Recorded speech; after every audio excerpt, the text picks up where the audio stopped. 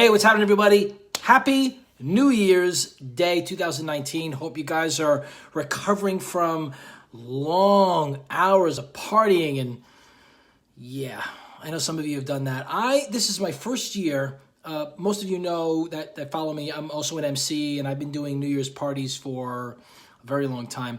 Last night was the first year I chose not to work at all, not to do any events, and I was in bed pretty early last night, so it was a pretty interesting night for me to be home so early. But I want to talk to you today about something that I'm noticing both on Facebook and also on Instagram, but more importantly, I'm seeing it on LinkedIn. So I want to share a couple thoughts with you. But before I get started, for those of you who are brand new to my stream, thank you so much for being here. Really appreciate it.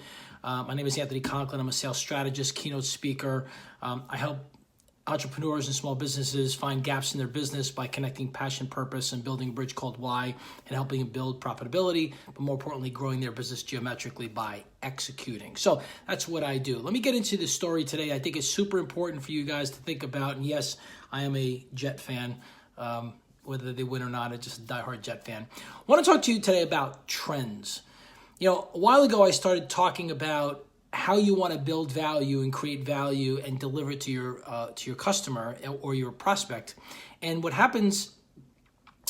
been happening is I wanted you to start thinking about what value can you bring to the table to get your ultimate prospect or your ideal customer to do business with you, speak with you, and so on and so forth. But the challenge is that when you're creating these trends, I'm noticing that trends are more self-serving. I just read a document on LinkedIn where it said, the 14 trends for solar PV modules.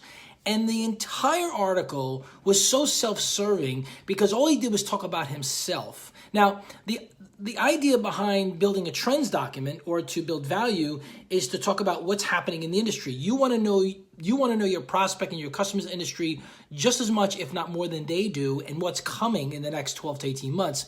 But the fact is, you don't want to couch the trends as, here are the trends, and by the way, I have all the answers to those trends. The problem that you're going to face is that you're creating a document that is obviously self-serving. Now, you want to create a trends document that gets people to, leads people to want to hire you, but you want to give them sort of an unfiltered and unbiased view of what's going on in the industry.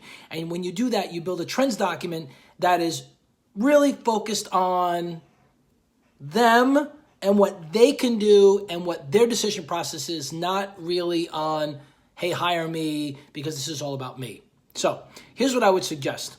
If you're in the B2B business and you're trying to sell to other small, medium business companies or even corporate America, you want to be able to build a trends document that talks specifically about their industry, what trends are happening in the next 12 to 18 months, what are the questions they're going to be asking and answering over the next 12 to 24 months, and what are the things that they need to be looking out for, not only internally in their organization, but with their customers and their vendors. So you want to couch the trend that way. Don't couch the trend by saying, here are the things that you need to look out for, and I'm the guy who's got the silver bullet, because at the end of the day, it's just not cool, because you're being self-serving and you're not being, how do I put it?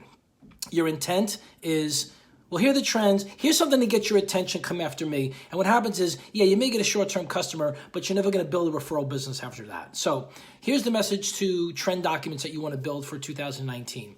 You want to let customers know, here are the top 4, top 8, top 10. You pick your number. I like the number 4. It's a little easier to wrap your head around. Here are the top 4 trends that are going on in your industry and the things you need to look out for over the next 12 to 18 months.